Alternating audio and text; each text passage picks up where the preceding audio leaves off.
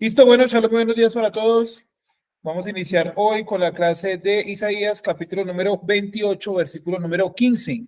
Y arrancamos con la clase número 117, ya que empezó ahora sí nuestra grabación. ¿Listo?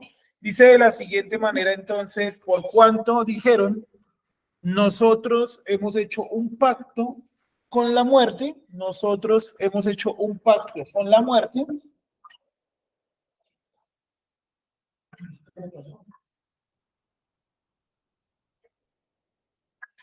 Nosotros hemos hecho un pacto con la muerte y con el Seol, es decir, la tumba no llegará a nosotros. ¿Qué es lo que no llegará a ellos? Pues la destrucción, ¿no?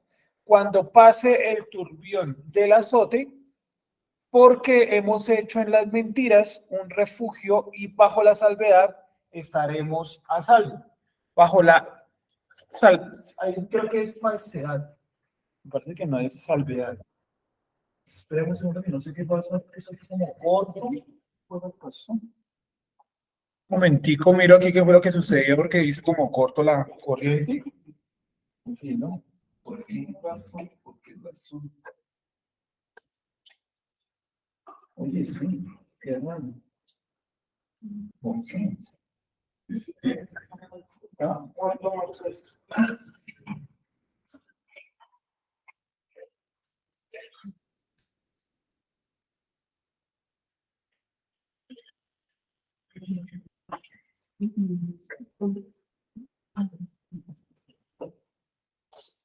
Listo, entonces vamos a continuar así. Qué pena con ustedes ahí.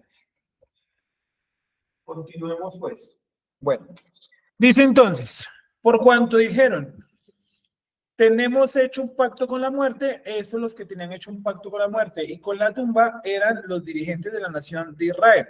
Ellos eran los que habían hecho un pacto diabólico, satánico, como se lo quiera llamar, a través del cual ellos aseguraban una protección, ¿cierto? Entonces habíamos hablado un poquito de eso la vez anterior y estábamos diciendo que a través de artes mágicos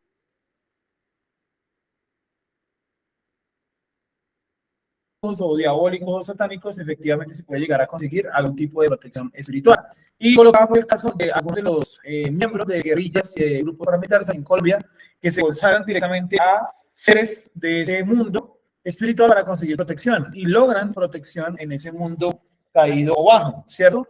A través de invocación de demonios, dedicaciones, a través, por ejemplo, pues de cultos paganos, ¿sí? Y eso se practica desde la antigüedad. De hecho, muchos de los líderes políticos están consagrados a esas entidades, ¿no?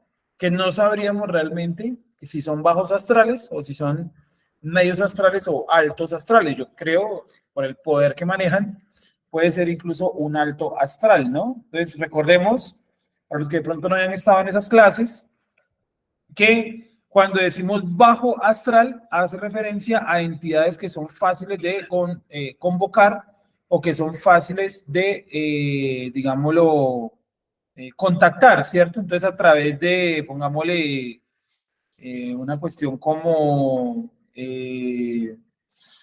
no sé, la tabla Ouija, ahí se contactan de bajos astrales y medios astrales, no hay así como altos astrales ahí. Pero si yo sacrifico a una persona y hago un montón de símbolos y una invocación satánica, ya ahí tengo contacto con un alto astral. Entonces, cuando, no sé si lo decimos la vez anterior o si lo pensé y no lo dije, cuando, por ejemplo, observamos en un culto religioso que la gente dice que Dios le habla y realmente escuchan voces y esas voces dicen que son Dios, eso es de vieja data, o sea, eso pasa desde la antigüedad. Desde Balaam y desde antes habían seres que se presentaban como si fueran Dios, Yuhet Bajé, y eso realmente puede llegar a ser el contacto con un bajo o un medio astral. ¿Por qué no un alto astral? Porque esas son entidades de mucho rango y poder que difícilmente se manifiesten pues con una persona, digamos, lo que apenas está diciendo que Dios le habló y que Dios le dijo que Dios le iba a dar un carro y una casa. Es algo muy bajo, o sea, una entidad de alto poder no le revela solamente eso. Pero ya los líderes políticos mundiales, ya ellos están consagrados a entidades mucho más pesadas y mucho más densas, porque obviamente ellos se protegen en todos los campos, ¿no?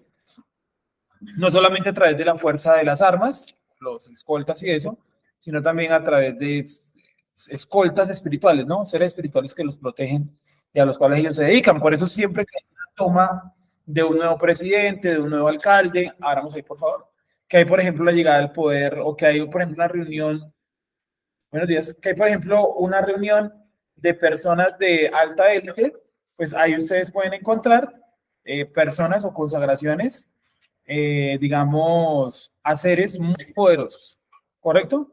¿Sí estamos entendiendo hasta ahí? ¿Tenemos alguna pregunta hasta ahí? ¿Una duda?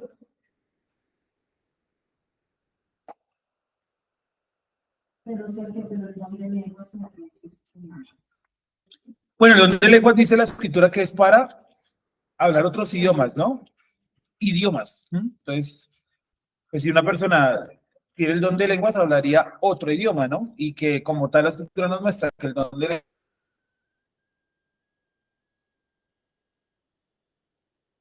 lenguas es otro idioma, pero con el objetivo de enseñarle a ese público. O sea, yo no voy a recibir aquí el don de lenguas para hablar en ruso, para hablarles a ustedes en ruso. ¿Para qué si ninguno entiende ruso? Ni yo. Sí, o sea, como dice Pablo, quedaría sin edificación la persona y la comunidad. O sea, cuando Dios le da a alguien, y de hecho en el relato de la Biblia, en Hechos capítulo 2, dice que Dios, porque significa la lengua de origen. Es como tal, hace referencia en este caso, puntualmente, ese don de lengua está dado para un contexto muy específico, para públicos específicos, y repito que son momentos o públicos o sí, situaciones muy puntuales, ¿no? Entonces, si usted va a hablar a un público en inglés y usted no tiene traductor, pues supongo yo que podría venir algo como eso. Pero aquí, donde todos hablamos castellano, que algunos reciban el don de hablar en inglés, pongamos un idioma más avanzado o más diferente, en tailandés, pongámosle. En tailandés, cuando aquí ninguno tiene tailandés, pues es totalmente ilógico, ¿no? Otra cosa es que en el público hubiese una persona que habla tailandés y que no está captando mucho en español. Dios sí puede utilizar para ese público, ¿sí? Es complicado por el tema de lenguas, pero eso, hablando, porque uno no sabe cuándo bien y se le traba la lengua. Sí, eso está claro. Y puede ser también, no confundir, digamos en general, el don de lengua, ¿cierto?, con la profecía, que es otra cosa distinta, ¿cierto? Es otro paseo. No, más exactamente lo que yo quiero entender es que si en ese momento que está el don de lengua, sí, pues es que no te vale en la U o algo así. Ah, ya, bueno, hay casos, vale. Porque yo puedo hablar, no tenía, pues yo trataba de no. Vale, ¿y qué idioma su merced hablaba?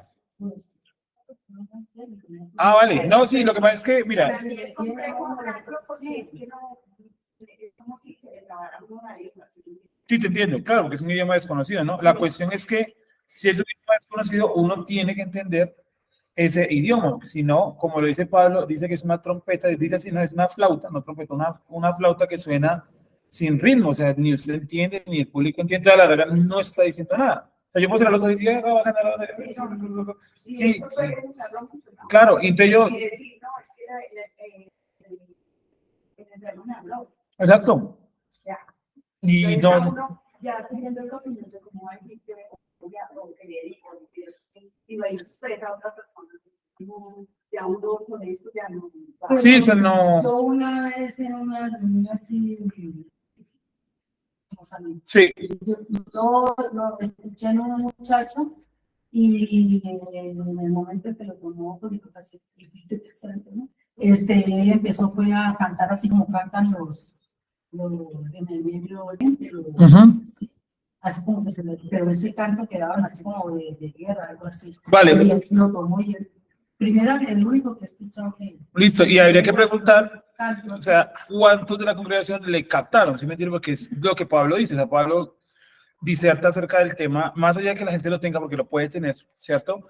El don de lenguas o no, más allá de eso es que Pablo dice que si en la congregación no hay quien le entienda, dice Pablo, ¿cierto? En el libro de Corintios, es mejor que se callen, sí, porque se puede tener todo el don que tiene, sí, todo hablarse perfectamente, yo lo puedo utilizar para hablar en ruso, perfecto. El idioma más complicado del mundo, el quechua, sí, el nahual, perdón, el de los aztecas, es el idioma más complicado del mundo. Se lo puede utilizar a la perfección, ¿sí me entienden? Pero si nadie en la congregación lo entiende, Pablo dice que es mejor que se calle porque no está siendo constructivo para la gente. O sea, yo puedo aquí, por ejemplo, una Yuris que habla inglés, ¿cierto? Yo de inglés muy poco y ustedes también muy poco, casi nada. Bueno, ¿Para qué la ponemos allá a hacer una charla en inglés y muy poco le vamos a captar? Si en español se nos complica entender.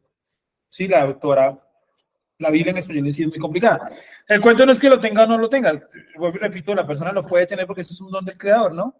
La cuestión es cuántos de la congregación le comprendieron. Sí, entonces mucha gente decía alegóricamente, no, es que ese es un idioma antiguo. Y bueno, puede ser el idioma más antiguo del mundo. ¿Cuántos le entendieron? O sea, ¿cuántos se edificaron con sus lenguas? Ninguno. Es lo mismo que yo vengo y me hago aquí una charla de Isaías en español, pongámoslo. La mejor charla, pero ninguno me entendió. O sea, ¿qué logré yo? Nada. No sé si Espera. ella, o no sé si Sí, dale. Dale, me cuidar ganando aquí la corriente que es que. Dale. sí. Disculpa, es que no sé si soy yo o está existiendo mucha intermitencia y no están usando el micrófono, entonces tampoco se está escuchando. Sí. Esta no es el otro, espérame si no me caliente. Lo que pasa es que no tenemos corriente, entonces pues, lo del micrófono sí está en nuestras manos. Lo del internet ya lo puedo solucionar acá. Listo, espérenme un segundo, ya lo solucionamos.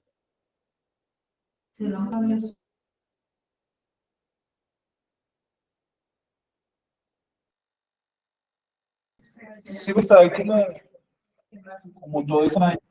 Uy, no, ahí sí cogió. Entonces, ¿qué es lo que me da ahí? Ahí estamos, gracias. Ya continuamos. Denme un segundito. A ver si podemos por lo menos conectar el. Es como esta toma la que se conoce más, pero pues, claro. Entonces, coloquemos más bien este acá y este también. Listo, ahora sí ya tenemos el micrófono. ¿Te puedo pedir un favor, Mayuris? Allá arriba hay una caja en la silla de este lado. Bájala por. Una caja transparente. Bueno, entonces, pues ahí estamos hablando un poquito del tema de la lengua, ¿cierto? Que puede ser, pues y repito, el problema no es tener o no tenerla. Puede ser que una persona hable en otro idioma, normal. Pero el problema es que la comunidad le entienda, ¿cierto? Dice, si no, Pablo recomienda que es mejor pues que guarde silencio porque nadie le está comprendiendo. Es lo mismo que yo venir acá y, en ejemplo, ¿no? Hacer una clase en hebreo, o sea, me captarán algo, pero no me van a captar a profundidad todo. Y puede ser algo hasta muy interesante lo que yo estoy diciendo, pero si no me están captando, pues, ¿qué objeto tiene, no? ¿Qué sentido tiene yo rendirme en chat a no entender? No tendría ningún tipo de presentación. Vamos a continuar nuevamente con el texto. Ahí te va esto. De pronto la pregunta que tenía de Sí. lo que percibo de la hermana es que ella pues, no sé, preguntaba si en el momento que realmente pasa en el cristianismo que hace los cultos, Sí. donde hacen oración y empiezan a hablar, pues aparentemente, digo yo, porque no, yo en ese momento no estoy seguro de nada, aparentemente hablan como si estuvieran hablando otro idioma, pero es otra vacanda, yo no sé qué. Sí. Y es que si en ese momento hay de alguna forma como una especie de intervención de algún ser, ente o algo así. Vale, yo creo que, bueno, no en todos los casos habrá gente, en algunos tal vez, ¿no? Pero yo creo que principalmente se debe a una histeria de tipo colectivo, ¿no? Y principalmente porque en las iglesias cristianas presionan mucho a la gente que para que hablen en lenguas y... Pero ¿por qué tiene que ser necesariamente eso? Exacto, porque eso es si eso no es así. Es una... Eso no es así. No, y es una presión, hermana, Y ahora ¿cierto? que uno ya no ha sentido por ese don. Sí. Eso es que no es lo que le salga así como tan desmontando eso, sí. O sea, Y, sí, por eso, pero yo no creo tanto en eso de cada de esas palabras. sí, para allá voy. No le he podido decir. El fundador de ese movimiento, eso viene de algo que se llama el Kundalini. Si ustedes lo pueden buscar, Kundalini. En el Kundalini las oraciones son esas palabras, ¿sí? Rabakana, ¿sí? Y es un tipo de invocación, tiene que ver con la India, es un tipo de invocación que ellos le hacían como a las energías de la paz y de la quietud, ¿sí? Entonces la gente decía, no, es que Dios me tomó, yo estoy hablando de esto. Bueno, ¿cuánto le entendieron de aquí alrededor? Nada. Y algo muy importante que la Biblia nos dice con Pablo es que si no hay intérprete de lenguas, es mejor que se calle. O sea, si nadie entiende lo que yo estoy diciendo, ni yo mismo entiendo lo que estoy diciendo, pues realmente no es muy productivo. Emocional, lo que quiere es hablan, pero emocional a lo que ella quiere decir, ¿no? No, y en el cristianismo existe una presión de parte de los líderes, se los digo porque yo fui líder, llegué casi al cargo de coordinador, donde le exigen a la gente que tienen que hablar en lenguas. Es una obligación, ¿sí? Todos. Y, pues, don Nelson lo había contado, pero pues nuevamente lo vamos a contar, que algunas personas que no podían orar en lenguas o hablar en lenguas, los líderes los cogían durante secciones muy largas a hablar en el oído, ¿sí? Supuestamente en lengua hasta que soltara la lengua. ¿A eso cómo se le llama? Eso se llama programación neuronal o neurística, ¿sí o no? Neurolingüística, perdón, neurolingüística. Que si yo cojo a una persona, o sea, yo puedo coger a mi bebé, por ejemplo a Joseph, y si yo todas las noches le digo lo mismo, le digo lo mismo, le digo lo mismo, el cerebro se está programando, ¿sí? Entonces, obviamente, como ese mecanismo funciona de programación, pues yo con mi bebé lo hago cuando lo veo que está no tan dormido, ¿sí? Le repito, por ejemplo, oraciones y eso para irlo programando hacia la oración. Pero eso no es como tal lo que el creador pidió en cuanto a las lenguas. ¿Me van a entender? Entonces, cogían a la gente y la ponían hasta que la gente empezaba a repetir las mismas palabras. Se llama el Kundalini y es un conjunto de prácticas que el cristianismo absorbió, probablemente porque muchos de los movimientos relacionados al Kundalini o al hilo de plata y eso surgieron en la misma época. Por ejemplo, la iglesia cuadrangular, el origen es más o menos en la misma época de lo que viene siendo, digamos, el Kundalini en Europa o en América, ¿sí? Entonces, tuvieron como que crecieron al mismo tiempo, entonces absorbieron un poco esos conceptos. Y vamos a continuar, que pues el tema no iba tanto por ahí, pero si sale el tema, pues lo abordamos, ¿no? Entonces la gente de aquella época hizo un pacto de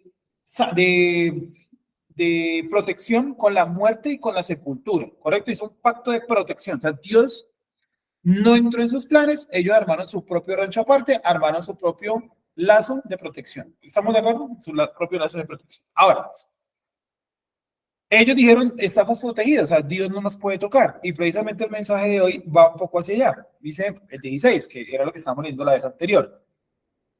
Entonces, los líderes del pueblo hicieron un pacto con la muerte. Eso es típico de todos los líderes políticos y religiosos del mundo en toda la historia. Por eso yo les decía que cuando va a asumir la presidencia, la alcaldía, o hay las reuniones de las élites, siempre hay brujos ahí, siempre. Sí, ustedes vieron la posesión del presidente, estaba lleno de brujos. Con Juan Manuel Santos también llevaron a los brujos, a los magos de la Sierra Nevada, ¿cierto? Que son de los brujos más pesados que hay aquí en Colombia, Sierra Nevada de Santa Marta. Cuando asumió Claudia López, que se supone que ella es atea, ¿no? También llevaron un montón de brujos y hechiceros y magos. ¿Por qué? Porque indudablemente ellos se protegen en todos los campos. No solamente pagan escoltas, sino que también pues, le pagan a entidades o a personas para que a través de entidades los protejan. ¿Tiene algún tipo de efectividad eso? Yo creo que de cierta manera sí, tal vez no en todos los casos, pero a muchos sí les debe funcionar, porque de todas maneras detrás de escena hay mucha gente que también les echa la mala, que también los insulta, que también los maldice, y pues obviamente también hay muchos otros que optan por otro camino y es la oración, o sea, a partir de oración, tratar de contrarrestar las acciones de esos líderes religiosos. Si uno se pone a orar juicioso, ¿sí? Llega un punto donde esos líderes religiosos o esos líderes políticos siente uno que tiene como algo, que hay algo ahí como que está estorbando la oración. Eso es un ser espiritual, ¿sí? Pero acuérdense que a Yeshua vienen y le dicen, Yeshua, no pudimos echar fuera a estos demonios, ¿por qué? Y él dice, porque este género solamente sale con ayuno y oración. Es decir, los demonios también tienen unos géneros, unos escalas, unos niveles que yo puedo ir ascendiendo a través de ¿qué? La oración, la preparación espiritual. O sea, la preparación espiritual es básica para todo esto de la acción antidemoníaca. Eso no es como, venga, oremos y ya. No. No está. Claro. Dime. Iglesia. Claro. Y eso es muy típico de las congregaciones donde. Claro. Conocía a este señor que practica, no era cristiano, pero eso tenía sus diplomas que eran, pero ahí en esa congregación hicieron. Oraciones contrarias. Eso es típico de las congregaciones donde no quieren pues que sus miembros salgan o crezcan, ¿no? Entonces dicen, no, si usted sale, pues va a volver aquí de rodillas y va a volver arrepentido. Y entonces empiezan a orar, lo ponen a 5 o 6 de la congregación y les ponen a orar contra usted. Y eso tiene su peso, sí, sí tiene su peso, eso es bárbaro y eso hay que evitarlo a O toda sea, lo costa. hacen en silencio. ¿En silencio?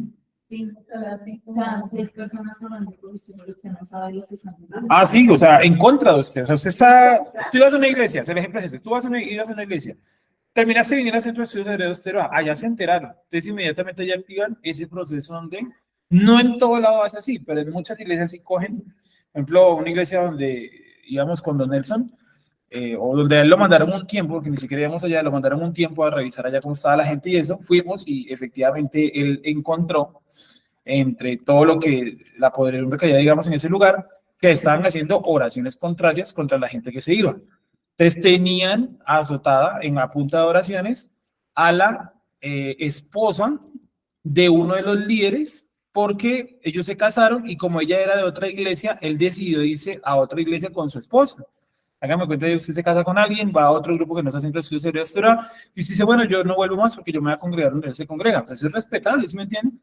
Y fue, o sea, se cambió de iglesia y en esa iglesia tenían a esa señora a punta de oraciones contrarias, la tenían azotada. ¿Sí o no? Y pues obviamente eso es un problemón. Eso es lo que siente uno que le da vueltas a la cabeza, ansiedad, una cosa muy... Entonces, ese efecto, pues es obviamente lo que generan las oraciones contrarias. Es de eso y se practica en algunas comunidades cristianas, principalmente, ¿vale?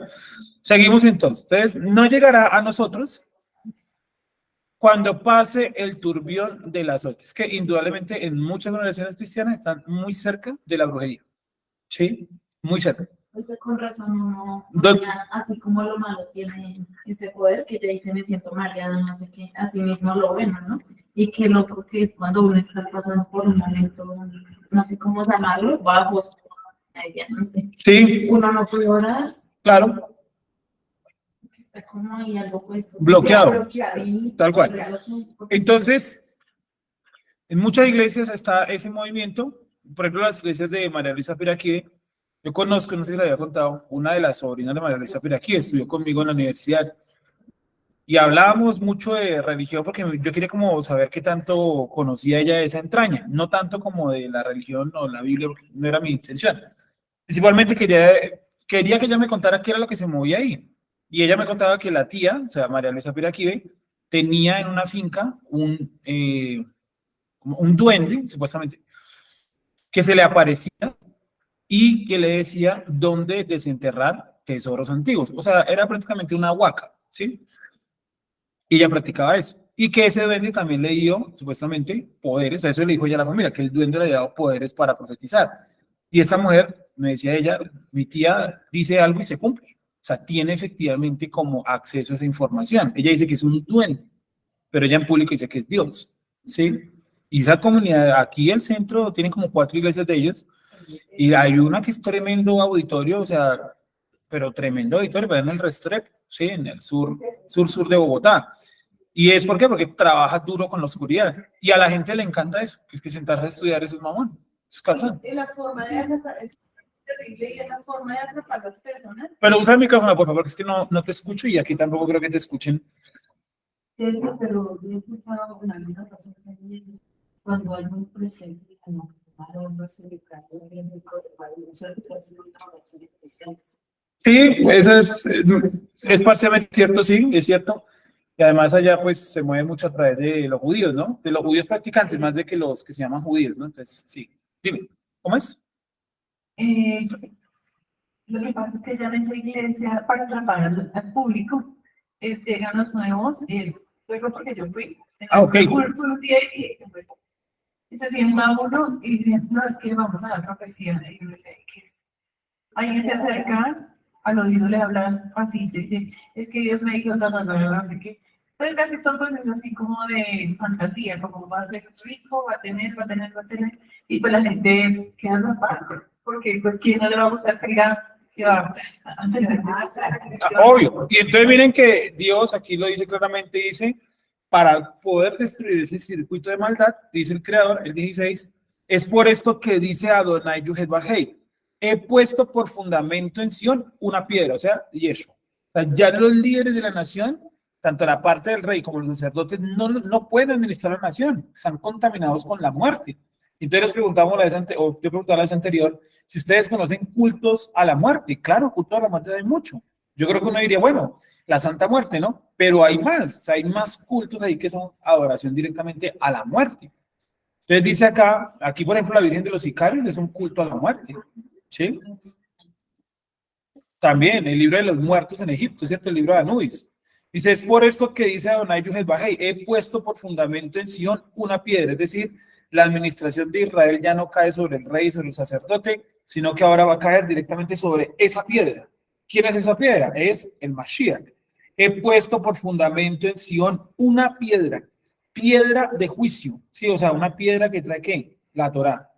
Angular, sobre la cual se va a construir todo lo demás. Preciosa, o sea, de origen divino. ¿Se acuerdan que la vez pasada estábamos explicando eso? De cimiento fundado, o sea, con unos argumentos y conceptos bien marcados. Quien le creyere o quien lo creyere, no se apresure. O sea, el hecho de que usted cree en Yeshua, usted no puede ir en afán. ¿Sí? Viendo a Yeshua en cada guerra que hay, que ya viene, no. O sea, a su tiempo, él va a poner todas las cosas en orden. Y miren el 17 es el desarrollo de eso. Dice el 17, y pondré el juicio a cordel. ¿Qué es cordel? Era como las cintas métricas que utilizan hasta el día de hoy los, ¿cómo se llama? Los que tejen o los que cosen, ¿no? Sí, los sastres, gracias, sí, los sastres y las modistas, ¿no? El nombre de los, dejemos los sastres. Los costureros, muy bien, gracias, esa era. Los costureros, ¿cierto? Esa cinta que se pone en el cuello para medir, eso era un cordel. O sea, el cordel era una especie de cuerda, valgamos su redundancia, y con eso hacían las medidas. Entonces ya ellos sabían, esto es tanta medida, tantos codos, tantas pulgadas, tantas decenas, y empezaban, sí, a medir todo con eso. ¿Qué está diciendo? Dice, y pondré el juicio a cordel, es decir, a la medida justa. ¿Sí? A la medida justa. ¿Cuál es el secreto de los denominados famosos o conocidos en la ropa? Que ellos le hacen todo a la medida. Sí, o sea, un costurero les mide todo, ¿cierto? Todas las medidas. Entonces, la ropa que les hacen les va a quedar, pues, bien, muy bien, más que bien. Mientras que uno va y se compra la talla de uno y siempre es o el tiro más largo, o quedó más corto de un lado, ¿cierto? Porque son hechas a través de máquinas o de una gran patronización. Es muy diferente a que usted le midan a usted mismo todo, es lo mismo los zapatos, ¿no? Uno dice 38, ¿no? Que uno me queda el otro, es diferente a que le hicieran los zapatos en su medida, de que harían perfectos, ¿cierto? Entonces el cordel es una justicia a la medida, es decir, que el que se robó un Maggi, le paguen por robarse un Maggi, que no le van a dar 20 años por robarse un Maggi, ¿sí me van a entender? Y al que mató a una persona, que no le den 8 años, que le den el pago por matar a una persona. Eso es la justicia al cordel. Y es donde está bien complicado, porque pues colocamos esos casos así nomás, pero por ejemplo la figura del feminicidio también tiene sus problemas, ¿no? También tiene sus problemas porque de entrada el feminicidio nos dice que la vida de un masculino vale menos el pago o el castigo que la de una femenina. Y yo creo que ese es un problema de la ley. Yo no puedo evaluar qué vida vale más o vale menos, porque basado en eso también me tocaría decir qué vida de qué mujer vale más o vale menos. Basado en eso, entonces salgamos a matar prostitutas y la gente dirá, bueno, las mataron porque era una prostituta y eso justifica la muerte, el asesinato de alguien, su prostitución. La Torá habla de eso, ¿no? ¿Sí? Claro, me imagino, para llevar esos mensajes, ¿no? Unas feministas, que son también esas criaturas útiles, ¿no? De poderes mucho más grandes. Ahí está, por ejemplo, lo que pasó estas semanas, ¿no? Que salieron denuncias de una persona del gobierno de Petro, ¿no? De Holman Morris, que tiene denuncias de acoso sexual desde el año como 2008. Y salieron nuevamente otras recientes del año anterior, hicieron plantón y todo, las mujeres allá en RCTV para que pues lo quiten del cargo, ¿no? Y salieron las líderes del petrismo a decir que lo apoyaban ciegamente. O sea, ahí no se dan cuenta, había muchos grupos feministas anoche publicando diciendo que estaban decepcionados porque ya dieron su voto para que eso cambiara y están protegiendo prácticamente casi un abusador de mujeres.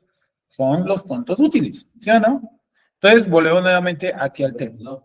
Siga. Entonces dice, por esto dice Yuhet-Bajei, he puesto por fundamento en Sion una piedra de juicio angular, preciosa, de cimiento fundamentado. Quien le creyere, no se apresure. y pondré el juicio a cordel, o sea, a la medida, y la justicia en su lugar.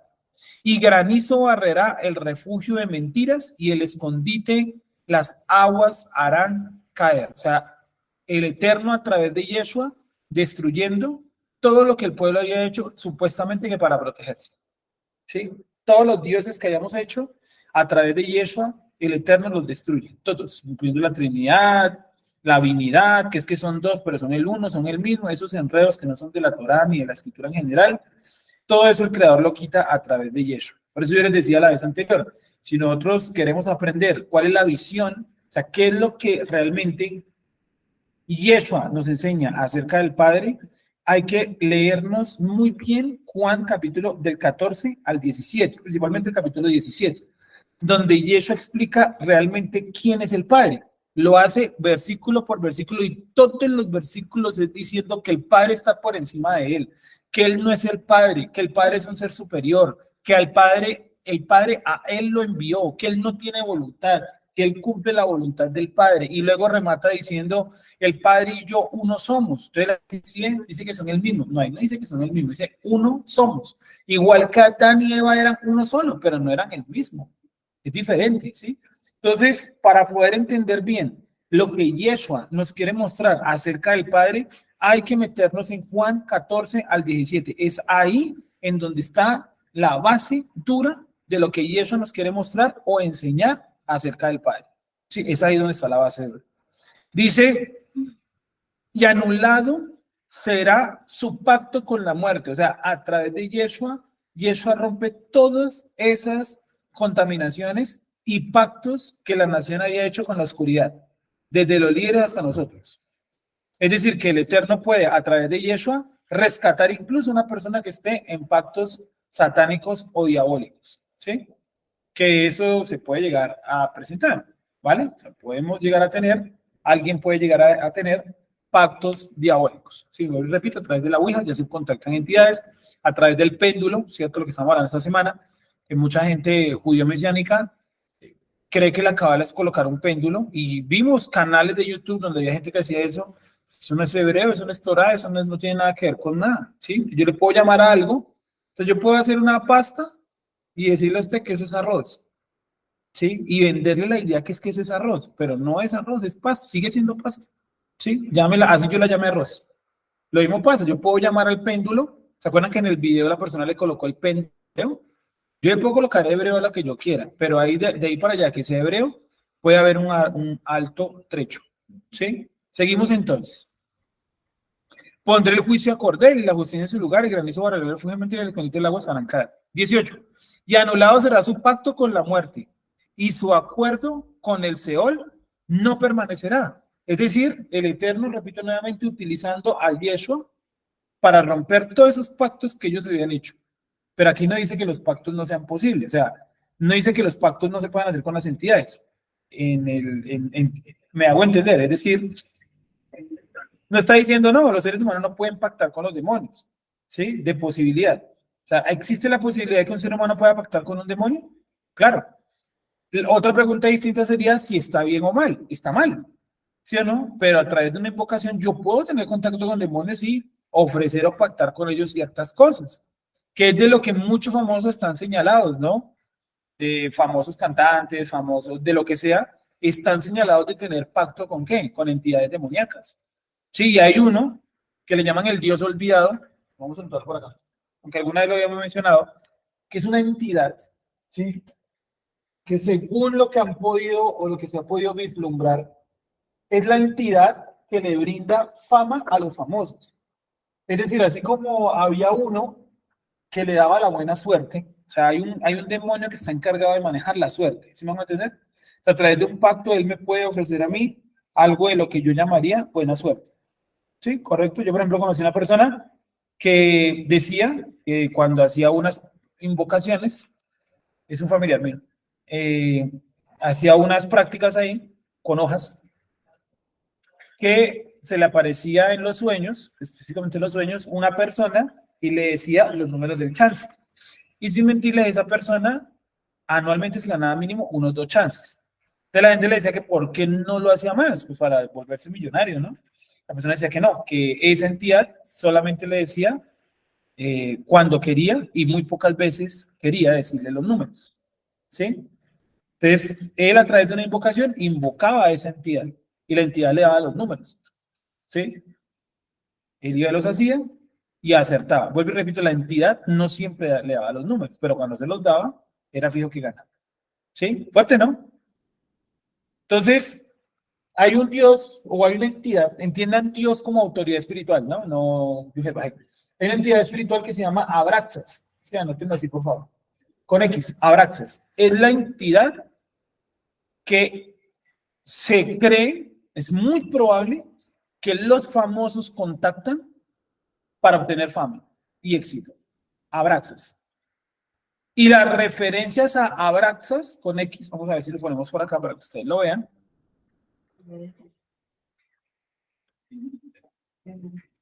Abraxas.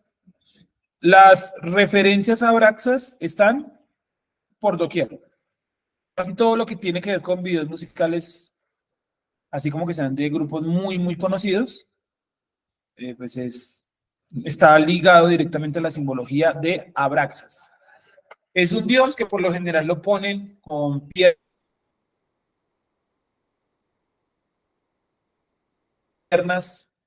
de serpiente, perdón, cabeza de pájaro, cuerpo de humano, y en su mano suele tener un escudo y un lazo también, ¿sí? Entonces el lazo es para atrapar la suerte o la fama y el escudo para defenderse. Entonces, Abraxas con X, es una de las entidades antiguas, es de origen hindú. Aquí de hecho creo que está una imagen hindú, por acá lo podemos ver. Abraxas.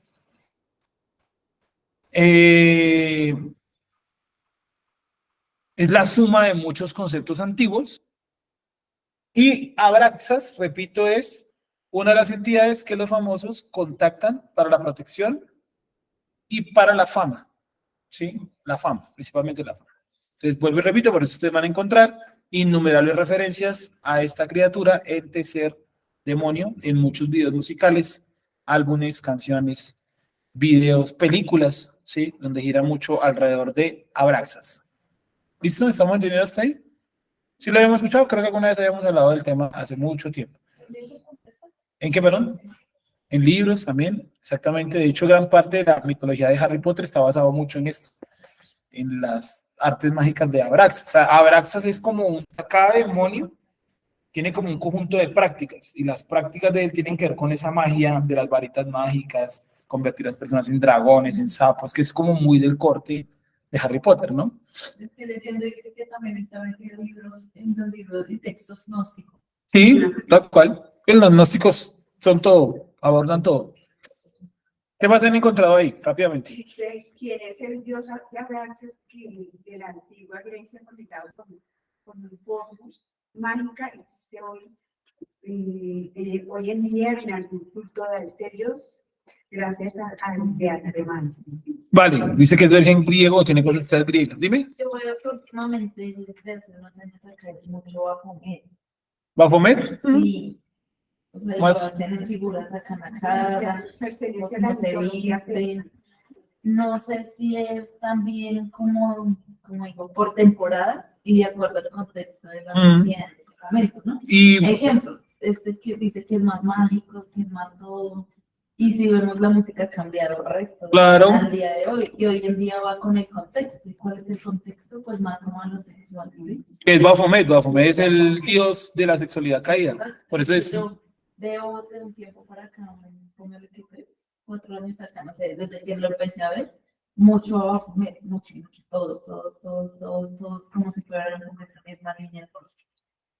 Tal cual. Además que la música hoy está súper sexualizada, ¿no? Toda, en todos los idiomas. Porque les dicen, no, es que la música X o Y, esa música es en inglés, por ejemplo.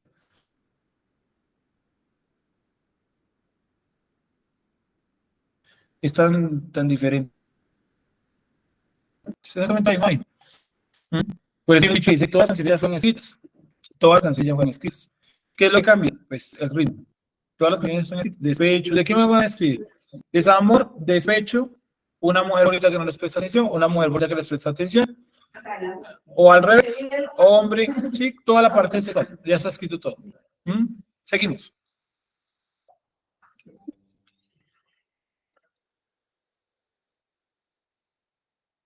Abraxas. Bueno, continuamos entonces con la lectura. Dice, entonces Dios, el Eterno, a través de Yeshua, rompiendo todos esos pactos y todas esas relaciones con otras entidades, ¿no? Y quitándole el poder a los reyes y a los sacerdotes y entregándolo en mano del Mashiach. Y anulado será su pacto con la muerte, versículo 18, y su acuerdo con el Seol no permanecerá.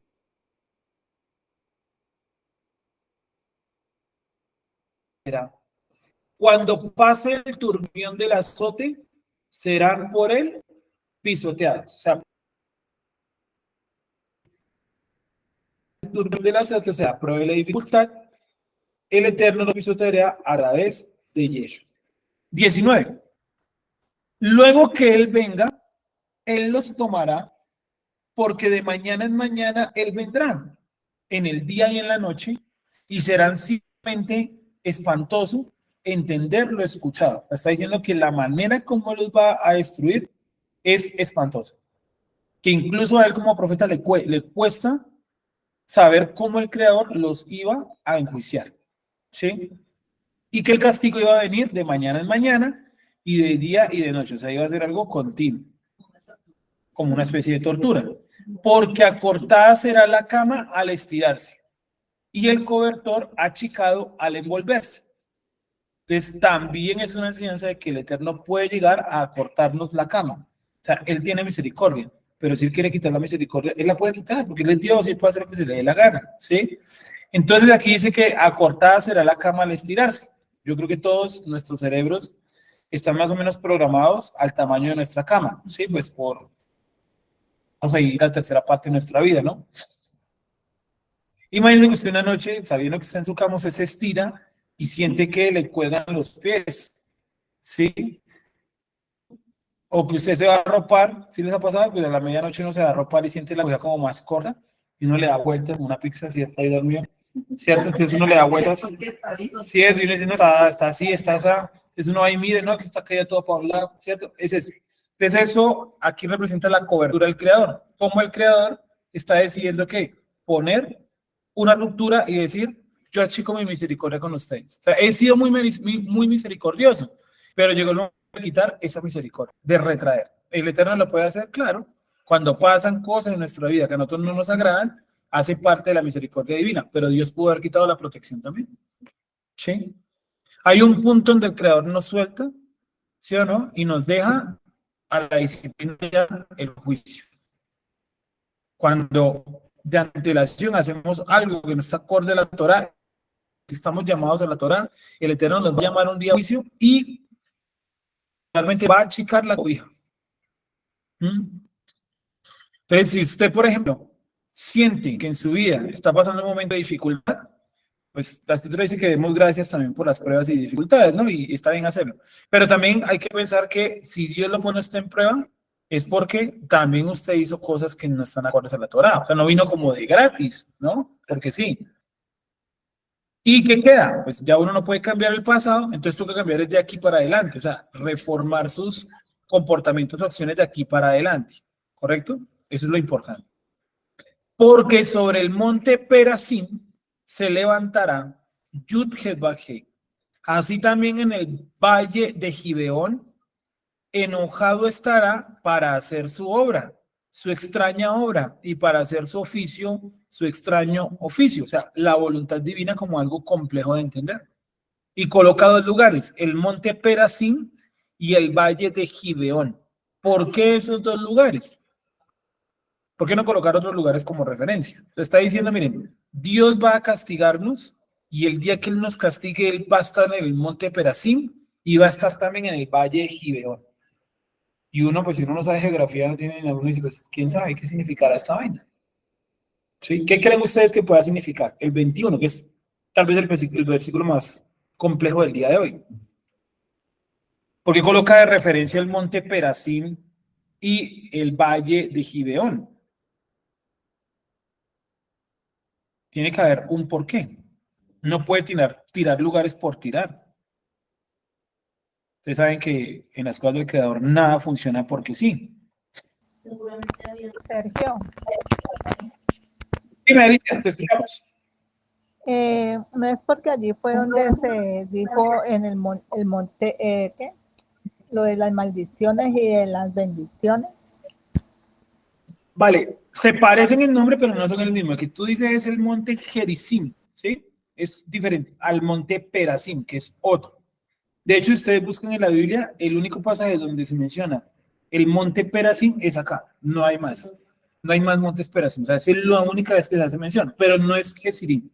Y el valle de Gibeón aparecen muchas veces, pero digamos que no tiene que ver tampoco con lo de la bendición y la maldición, ¿vale? Entonces no confundamos Gerizim o Gesirim con Perazim, que es otro, ¿vale?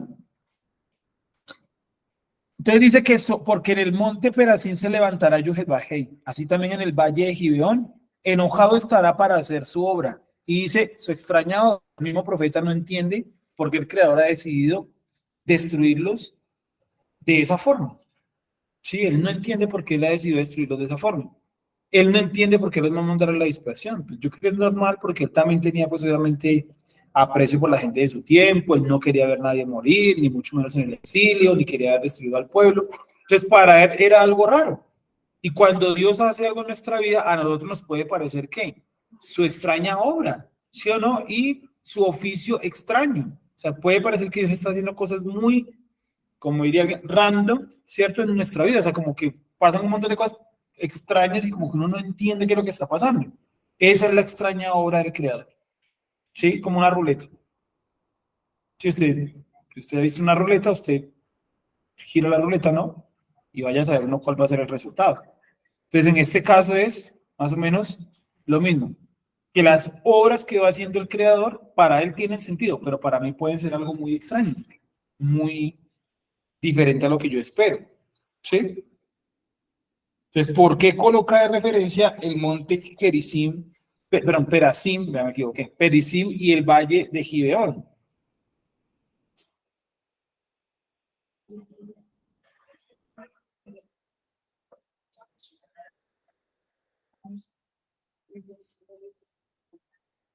Pues se está poniendo como algo muy alto y algo muy bajo. O sea, que llegará a todo. Como juicio, yo pienso Sí, que es como que no dejaron nada sin juicio. Que no dejará nada sin enjuiciar, bueno. Desde la punta más alta, como observar todo hasta lo más llano. Listos, aquí nos lo relacionan con desde el lugar más alto hasta el lugar más bajo, o sea, la geografía, ¿no? Entonces, más alto sería el monte y más bajo sería el llano, el valle, ¿cierto? El valle de Gibeón en este caso. Vale. Miremos otras opiniones. A ver, por ejemplo, por aquí alguien tiene alguna opinión. Creo que no hay. Bueno, dice que alguien había levantado la mano. Dime. Fui yo, sí, señor. No, solo Ah, tengo dale, una dale. pregunta porque es que aquí en la Biblia aparece como unas citas, una concordancia. No sé Sí. si tenga algo que ver esas citas con el texto. Dinos las citas, porfa. Segunda de Samuel 5:20, Primera de Crónicas 14:11, Josué 10 del 10 al 12. Bueno, no las vamos a leer todas, las voy a hacer más fáciles o más, las voy a simplificar, que pues todas ya las hemos visto y efectivamente tienen que ver principalmente con el segundo lugar, que es el Valle de Gibeón. ¿Sí? ¿Qué pasa en el Valle de Gibeón? En el Valle de Gibeón habitaban los Gabaonitas. ¿Sí? ¿Se acuerdan de los Gabaonitas? Los Gabaonitas fueron esas personas que engañaron a Josué. ¿Se acuerdan de Josué? Por eso cita Josué. Fueron los Gabaonitas los que engañaron a Josué y se hicieron pasar por viajeros para que Josué les prometiera que no les iba a hacer daño. Después de eso ellos revelan que no son viajeros, que son cananeos y que por la promesa de Josué no los pueden matar. Sí, esa fue una jugada estratégica. Dios se enoja por eso y dice, ¿quién los mandó a hacer pactos con pueblos extranjeros o locales? Nadie los mandó a eso. Ahora les va a tocar cargar para siempre el peso de los gabaonitas. Y a los gabaonitas les dice, a ustedes los voy a colocar como cortadores de leña y como cargadores de agua porque contacto con las cosas sagradas no pueden tener. ¿Sí o no? Bueno. Más adelante, en el libro de Samuel, primera de Samuel 5, que es lo que nos cita Jessica también, nos muestra cómo en la familia de Saúl comete el asesinato de casi una ciudad completa de gabaonitas, ¿sí? Y luego en la otra cita, la tercera cita, la de primera de Crónicas, nos muestra que los gabaonitas le dicen a David que ellos quieren tomar venganza de la familia de Saúl. ¿Por qué? Porque Saúl mató a muchos de su ciudad, pero Saúl ya estaba muerto. Entonces, David, ¿qué hace? Escoge a 5 miembros de la familia de Saúl para que los gabaonitas puedan cobrar su venganza, porque el Eterno se lo pidió así a David, ¿sí? O sea, Dios le dijo a David, hay que darle la venganza a los gabaonitas por el pacto que hicieron con Josué. Miren el problema. Entonces, escoge de la familia de Saúl 5 y dáselos en retribución de lo que hizo Saúl ahí. Fue un error de Saúl, ¿sí? David no fue sino como alguien, un tercero ahí, un árbitro, porque no tenía nada, él no mató gabaonitas, él no se metió con, sí, fue Saúl. Y efectivamente los gabaonitas terminan cobrando su venganza. ¿Por qué coloca el valle de Gibeón y Perasim? Porque son 2 lugares donde el Eterno hizo enojar mucho, pero donde el pueblo hizo enojar mucho al Eterno. Donde el pueblo hizo enojar mucho al Eterno.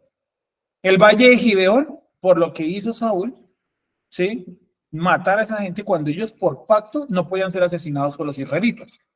Y el monte Perasim es una montaña donde habitaban los ismaelitas, ¿sí? Los descendientes de Esaú, ¿verdad? De Esaú, habitaban esa montaña y los hebreos habían hecho guerra contra ellos sin que Dios los mandara, ¿correcto?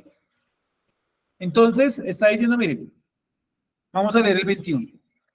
Porque sobre el monte Perasim se levantará Yuhesbajei, así también en el valle de Gibeón. Le colocó 2 lugares donde los hebreos se habían hecho enojar mucho al Creador por acciones que ellos hicieron sin consultar al Creador. O sea, el 21 está diciendo que hay veces que yo hago acciones sin consultar al Creador que al Eterno le enojan mucho.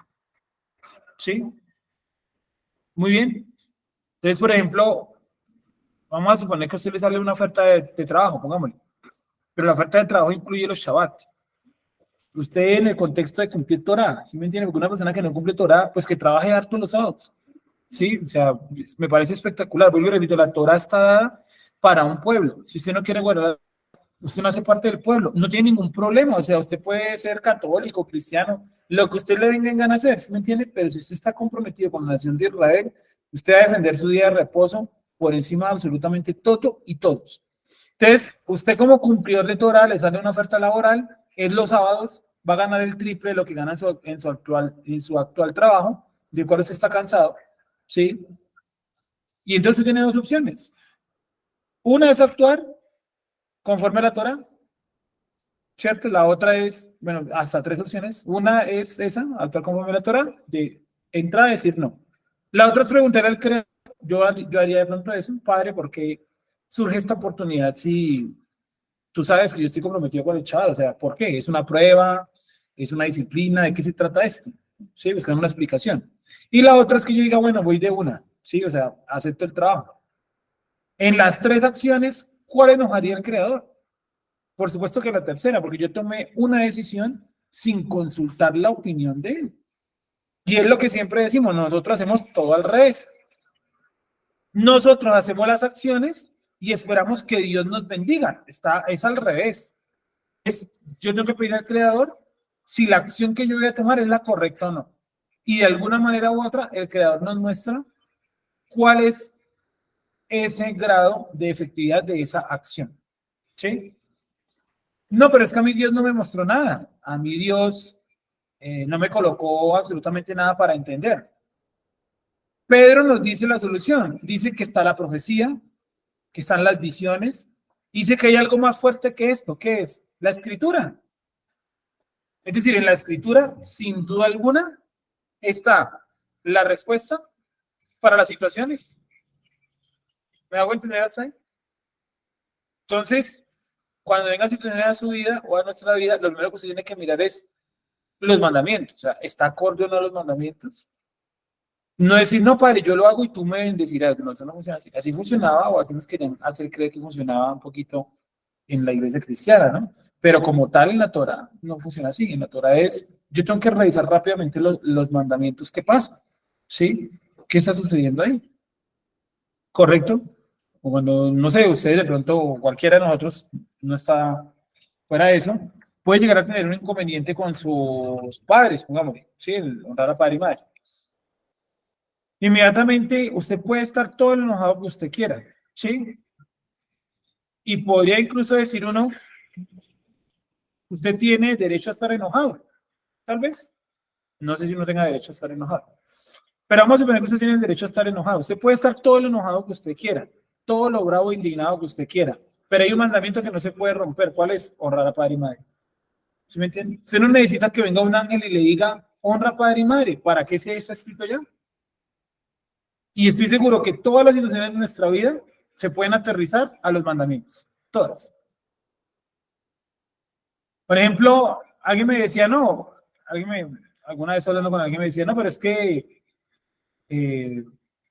por ejemplo, la Torá no prohíbe que yo tenga una relación sentimental. No, la Torá no me decía, no, pero es que, ¿cómo hace uno para saber si la persona con la que uno está sentimentalmente está acorde a la Torá o no? Pues en la Torá están las respuestas. Primero que todo, yugo es igual, ¿sí? Si usted es una persona que conoce Torah, practica Shabbat, ¿para qué se mete con una persona que no tiene idea de Shabbat? ¿Usted lo va a convertir? Ni Juan el Bautista convertía a la gente, ni Moisés convertía a la gente, que es el otro nivel. ¿Ustedes creen que Pinjas convirtió a la gente? Que andaba con una lanza en la mano. Era tan guerrero que fue el único sacerdote que mandaron a la guerra. ¿Recuerdan que lo vimos en una paracha anterior? Dice que lo mandaron con los elementos del tabernáculo y con el chofar, con las trompetas, pero con las trompetas de plata. Entonces, si esos hombres de alto rango, y mujeres, ¿no? También de alto rango, no podían convertir a la gente, ¿qué vamos a poder nosotros convertir a la gente? Y menos cuando hay en la mitad un elemento sentimental, donde uno a través de los sentimientos trata de justificar todos los comportamientos de la otra persona. Más como en esa etapa del enamoramiento ciego, ¿no? Que el enamoramiento tiene también sus etapas, el inocente, el enamoramiento ciego, el enamoramiento consciente. Hay gente que se queda de por bien en el enamoramiento ciego, justificar todo lo que la otra persona haga porque es la persona que usted quiere, o ama, yo qué sé, o desea también. ¿Sí? Entonces, no, en la Torah sí está eso, está el yugo es, ¿cierto? Está no te meterás con personas de otros pueblos. Eso no es porque la gente de otros pueblos sea inferior o mayor, simplemente que no encajan. No van a encajar y se van a hacer daño a largo plazo porque no encajan. ¿Sí? Es como el agua y el aceite. ¿Tiene algo de malo el agua?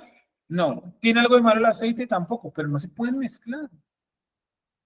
¿Me hago entender?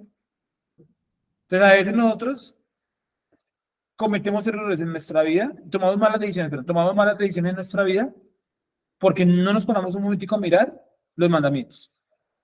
Y eso es lo que el libro de Hebreos, que la única manera a través de la cual yo puedo identificar qué es lo bueno y lo malo es poniendo por práctica mis sentidos espirituales. Eso suena muy alto y lo es, pero de manera sencilla es que usted conozca los mandamientos. Si usted no conoce los mandamientos, cualquier situación de su vida es muy confusa.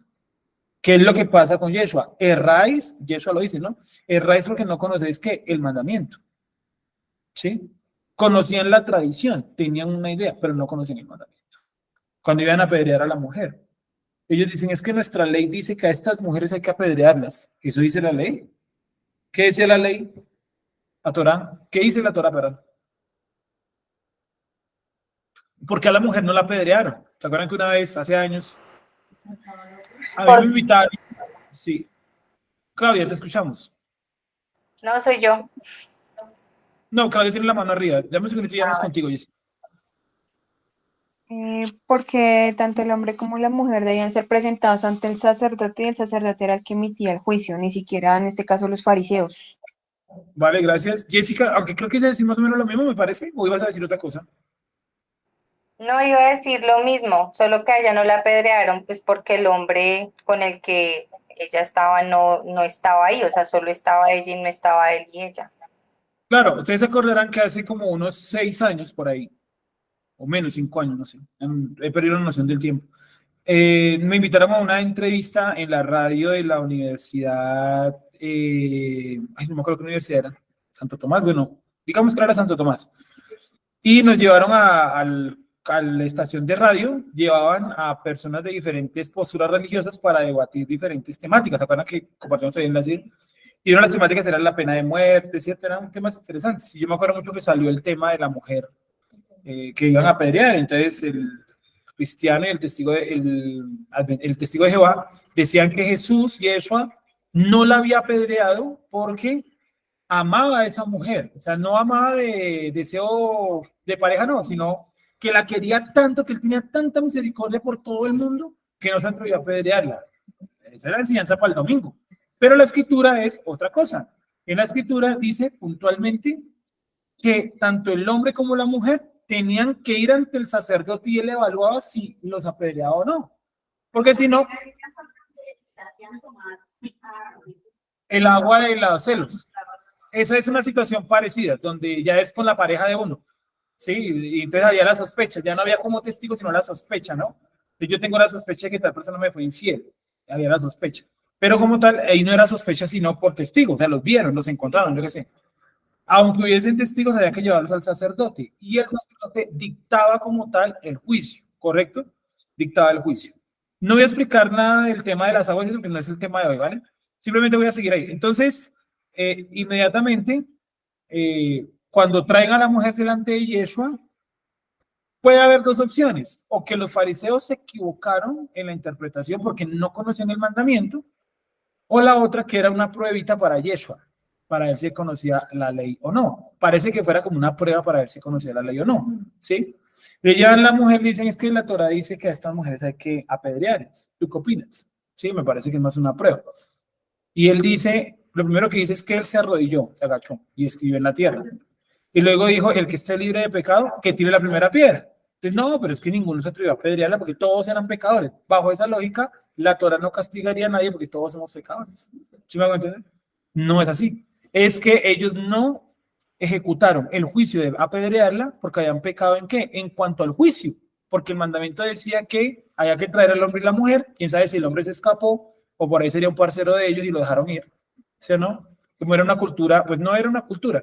Habían facciones de los fariseos que eran muy machistas, ¿sí? Entonces le cargaban todo lo malo a la mujer, hasta el día de hoy. Usted entra a páginas judías y dicen que la culpable del pecado en el mundo es la mujer, que tienen la menstruación porque son pecadoras y que Dios no les permite los discípulos, mejor dicho, ustedes son, todas son aquí mujeres, ¿no? Ustedes son lo peor, ¿sí? Son pecadoras. ¿Sí me van a entender? Entonces, esas posturas no tienen nada que ver con la Torah. Y eso dijo, no se puede ejecutar el juicio, no está diciendo que ella no sea pecadora, sino que ¿qué? Está ejecutado todo el procedimiento legal. Y por eso yo creo que lo que anotó en el piso, ¿qué fue? Probablemente el mandamiento. ¿Sí? Y dice que todo el mundo se empezó a ir, desde el pequeño hasta el grande. Es claro, porque ¿qué iban a hacer si la Torah decía una cosa y están ejecutando otra? La pregunta es, ¿dónde estaba el hombre? ¿Por qué lo dejaron ir? ¿Se escapó? ¿Era un amigo de ustedes? ¿O no había tal cosa? No había hombre. De pronto estaba, la mujer ya tenía fama y la cogieron y la llevaron delante de Yeshua. ¿Puede ser tú? No, es que Yeshua amaba a la mujer. Yo qué sé si la amaba o no. Por encima de la mujer amaba era la Torah. ¿Sí me entienden? O sea, por encima de amar a la mujer, amaba era la Torah. Y la Torah es puntual en sus juicios. Y ellos no podían ejecutar pena de juicio porque no eran el sacerdote. Y sorpresa, en aquella época ya no había pena de muerte con estos procedimientos. Porque los sacerdotes no tenían el aval de parte de Roma de que darle a nadie pena de muerte. Lo solucionamos todo. ¿Por qué los sacerdotes no le dieron pena de muerte a Yeshua? Porque los romanos no se lo permitían. ¿Por qué no se lo permitían? Porque el castigo de pena de muerte quedó en manos de los romanos. Ahí les boto un secreto, ¿no? O sea, si Yeshua hubiera dicho, vamos a apedrear a esta mujer, no solamente hubiera roto la Torah, sino que también hubiera roto las leyes romanas. Se hubiera metido en un problema por ejecutar penas de muerte. Es como yo coger a una persona y lincharla acá. No porque hay una constitución, ¿sí o no? Colombiana. En este caso era la constitución romana. Entonces es una buena salida. Yo me acuerdo que yo expuse todo eso y de ahí para allá yo hablé casi los 40 minutos solo porque los otros no, con bobadas del amor y eso. Eso no es así. Sí, eso no es así. Puede ser chévere para el domingo hablar de eso, pero la escritura habla de otra cosa. Entonces básicamente no se ejecutó bien el juicio, no se puede aplicar la pena, ¿correcto? No sé si Yeshua amaba a la mujer o no. Tal vez sí, tal vez no, yo no sé. Ahí no habla nada de que la amen o no la amen. Está diciendo de ti no peques más. sea, de todas maneras él dijo, tú eres una mujer que está en transgresión. El problema no es la transgresión. La discusión es ¿cuál? El castigo de pena de muerte, ¿correcto? Entonces, a veces nosotros nos metemos en unos problemas increíbles en nuestra vida porque no hemos reflexionado sobre los mandamientos. Si los tuviéramos claros los mandamientos, tendríamos una solución más sencilla para todo. Porque uno actuaría con un límite y con un marco. O sea, el marco es el mandamiento, ¿sí me entiende? Que no nos pase lo de los fariseos. Yo creo que ahí pasa tal cosa. ¿Sí? ¿Me hago entender? Entonces, ahí lo podemos ver con Yeshua. Los judíos no tenían, por eso yo creo, en mi opinión, yo creo que era una prueba para Yeshua, porque los judíos no tenían permitido dictar pena de muerte, porque los romanos se enojaban. De hecho, a Yeshua, ¿quién lo castiga pena de muerte? No fueron los judíos, los romanos. Los judíos, muy bien, los judíos lo capturan y se lo llevan a los romanos y de ahí para allá se vuelve un problema para Pilato, para Herodes. ¿Se acuerdan que lo mueven de un lugar para otro? Hasta que finalmente Pilato dice, ay, si quieren, ¿sí me entienden? O sea, yo me lavo las manos, ustedes verán qué hacen, yo me lavo las manos porque después me meto en un problema con el César. Sí, porque el César va a preguntar por qué ejecutaron a esa persona. ¿Y qué va a decir Pilato? No, es que cometió un problema en la ley de los judíos. Eso que no importaba al César, no le importaba nada. Por eso Pablo no lo juzgan de muerte, aunque los judíos lo querían matar. Hay un texto donde dice que ellos se reunieron para ejecutar juicio de muerte contra Pablo. Y finalmente Pablo que dice, no, yo apelo al César. Y finalmente el César lo decreta pena de muerte.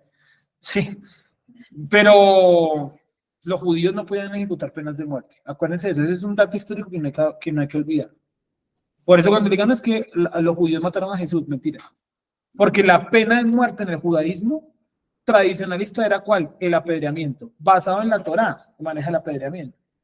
La pena de muerte a través de colgarlo en un madero, eso es romano, eso no es judío. ¿Sí? ¿Me hago entender? Más claro, parado. ¿La señora María tiene alguna pregunta o quién era la persona que tiene una pregunta? Yo, muy buenos días para todos. Buenos días. Muy buenos días. Sergio, sí, muy bien esa explicación porque la entiendo, pero me queda una duda. Sí, es cierto, no estaban juzgando a la pareja según la ley, pero no entiendo por qué Yahshua dijo, el que esté libre de pecado que tire la primera piedra. Ahí no lo entiendo. Porque, Y eso, sí. Acuérdate que la Torá castigaba el falso testigo. Entonces, si tú vas y acusas a una persona y te hacen falta las evidencias, pasas a ser un falso testigo. O sea, yo no puedo ir a la fiscalía ni aquí en Colombia y decir, es que fulanito se metió a mi casa y robó tal cosa. Y bueno, y las pruebas, no las tengo. O sea, eso me convierte a mí ¿qué? En un falso testimonio, un falso testigo. Y la Torá castiga al falso testigo. Vamos a verlo. ¿Qué más nos ibas a decir, María? Disculpe que te corté. sí, listo, es correcto. Yo sé que lo castiga, pero porque habla de pecado. Pues no quiero entrar como en esa discusión, porque no estoy dudando en tu explicación, sino que digo, ¿por qué dijo el que esté libre de pecado? Tal vez ellos tampoco eran cumplidores de la Torah, se me ocurre. Y como él sí conocía, podía conocer el corazón del hombre, porque él tenía todos los dones espirituales, ¿sí? Podría haber que ellos también a lo mejor tenían el mismo pecado que tenía ella, ¿no? Se me ocurre, porque es como... Vale, bueno, sí, suena y estaría bien, ¿cierto? Además de eso, pues también hay que tener en cuenta que, vuelvo y repito, el hecho de que Yeshua se arrodille y escriba en el piso, ya nos muestra que con un argumento los está acusando. Y la transgresión, pues la más allá de que lo que tú dices que es una interpretación y puede ser muy acercado a la realidad, también podemos ver que el falso testimonio, el creador lo castigaba. No encuentro el pasaje. Ya lo encontré. Deuteronomio 5:20 dice, no dirás falso testimonio contra tu prójimo. Y ahí hay algo interesante. Si ustedes miran Deuteronomio 5:20, en Deuteronomio 5:20 se están retomando las 10 alocuciones. Pero lo del falso testimonio, yo no lo veo en Éxodo. ¿Por qué? Bueno, eso es como para otra discusión, ¿no? Pero analicen. Deuteronomio 5:20 dice, no dirás falso testimonio contra tu prójimo. Y falso testimonio es, o es cierto, decir, hacer un juicio equivocado de una persona. No, estas mujeres hay que ejecutarlas. Mentira, lo que se me dice la Torá. ¿Sí? Que tenían pecado en su corazón, claro, todos. ¿Sí? De todas maneras, la Torá sí aprobaba esa pena de muerte. El problema no era la pena de muerte, no, el problema era que el juicio. todo el procedimiento de tipo legal, ¿vale? Vamos a continuar entonces. Gracias. ¿Vale? Claudia, ¿nos ibas a decir algo? Claudia Osorio. Sí, tenía una pregunta, pero creo que se saldría muchísimo del tema y por el tiempo no creo que sea como pertinente hacerla. Yo creo que para una otra Vale. ocasión. Vale, gracias. Vamos a continuar entonces. Dice acá entonces que el Eterno estaba enojado y se iba a levantar sobre el monte Perasim, no confundí con Gesirim, y también en el valle de Gibeón. Es decir, el Creador está diciendo que él está enojado por acciones o por cosas que el pueblo hizo muy puntuales. Una de ellas fue lo que pasó en el monte Perasim y la otra lo que pasó en el valle de Gibeón. Y que el Eterno, dice el profeta, hará ahí su extraña obra. La obra del Creador es muy extraña porque no maneja la lógica humana. La lógica humana es una cosa y la lógica del Creador es otra. ¿Cuál es la lógica humana? La lógica humana es, pues, si yo hago bien con la gente me paga bien. Pero en la realidad eso no funciona así. Ustedes saben que eso no funciona así. Esa es la lógica humana, pero no funciona así. Entonces habría que mirar cuál es la lógica del Creador. Es muy compleja, por eso el profeta dice la extraña obra, el extraño oficio. No se entiende. 22. Ahora, dice así, ahora, no se burlen más, porque la gente no se tomaba en serio esa profecía. Yo creo que ese ha sido un problema siempre en Israel, que no nos hemos tomado en serio las profecías y los mandamientos. Ha sido todo como juego, cháchara, así. Ahora, no se burlen más, para que no se aprieten más sus ataduras, porque destrucción ha sido determinada. Sí, o sea, el Creador ya ha colocado que los va a destruir. De ahí para allá, ¿qué queda? Que el pueblo no siga perdiendo el tiempo. Sí, ha sido determinada ya. Yo lo he escuchado de Adonai Yuhet-Bajei de los ejércitos sobre toda la tierra. O sea, el profeta dice, castigo va a venir, así ustedes no se lo tomen en serio. Y les recomienda, yo les recomendaría que no se burlen más, para que no se apriete más esa cadena, porque la cadena ya está puesta. O sea, para que el castigo no sea peor, ustedes no tomen más del pelo, porque el castigo va a venir, porque Dios me lo dijo el profeta. O Dios me lo mostró, más bien. ¿Sí? ¿Me he hecho entender hasta ahí? Del pasaje. Entonces, pues, básicamente, ¿qué hemos visto el día de hoy? Dios va a destruir a través de Yeshua todos los pactos e ídolos que ha tenido Israel a lo largo de la historia, cualquier pacto de protección, supuestamente para que Dios no los toque, para que Dios no los afecte, el Eterno lo va a destruir a través de Yeshua. Va a traer castigo y le dice, no se burlen más, no pierdan más tiempo, pónganse juiciosos, porque igual castigo va a venir, pero ustedes se ponen de desjuiciados, el castigo va a ser peor. ¿Me hago entender hasta ahí? ¿Alguna pregunta o alguna duda hasta ahí? Ahí prácticamente ya llegamos. Nos queda solamente 2 clases más de este pasaje que es Isaías 28, ¿cierto? 28. Le contamos al 29 y ya estamos bastante cerca de la mitad del libro, que es el capítulo 33. Hemos avanzado, ¿no? Y ahí estamos subiendo en YouTube lentamente los diferentes episodios viejitos, ¿no? Vamos como en el 57, creo que vamos. Vamos a ir subiendo los viejitos para que la gente que lo está tomando en orden en su casa, pues vuelva a estudiarlos en orden y de a pocos, ¿no? Porque igual es un montonazo de información. Es un estudio muy grueso. Ya llevamos ¿cuántos folleticos de estos? 117 folleticos de de cada clase, ¿no? 100 de lo que ustedes están viendo en pantalla, 117, que eso también tiene abajo los respectivos comentarios, ¿sí? Para un día de estudio, por si de pronto usted se le olvidan los comentarios que yo hago, no tomo nota, bueno, ahí hay unos apuntes que le pueden servir. Pero, obviamente, estoy muy amplio, yo le recomiendo que si alguien... Dime. Se le prendió el micrófono. Si ustedes, por ejemplo, anhelan tomarlo, pues ahí lo pueden ir haciendo en YouTube, ¿cierto? Lentamente para que vayan avanzando.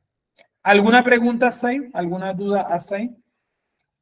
Oremos, démosle gracias al Creador en este Shabbat. Recordando entonces, amigos y amigas, que este miércoles arranca nuestra Yeshiva Mitkaden, el día 24 de enero. Todos los miércoles, como ya es costumbre, vamos a estudiar el capítulo número 3 del libro de Bereshit. Adán, Eva y el pecado, ¿cierto? Hay que entrar si Eva pecó antes o después, que es pecado.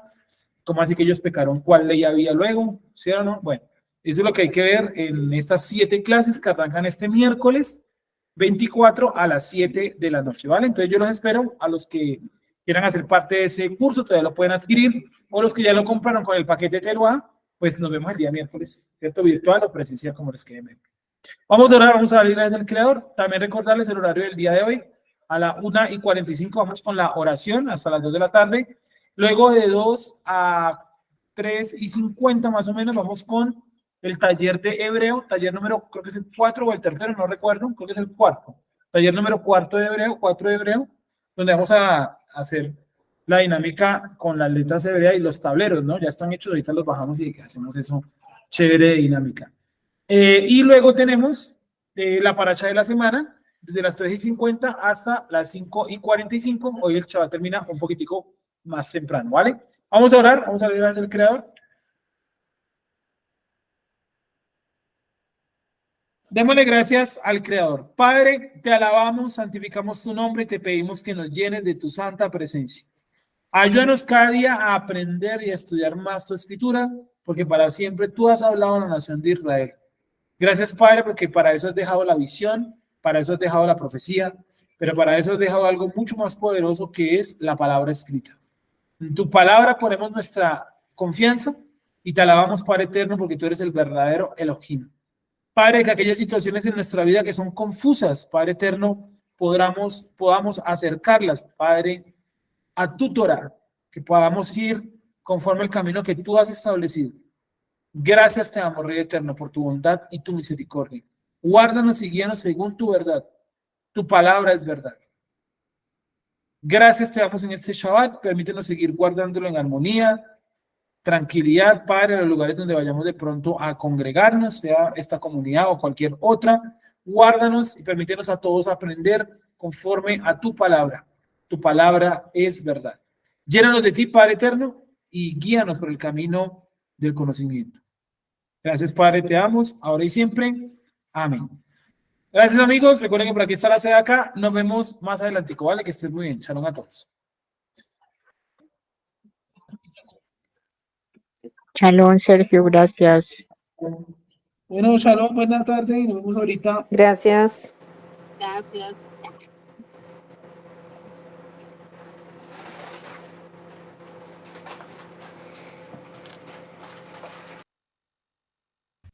Shalom a todos, buena tarde. Nos vemos más tardecito.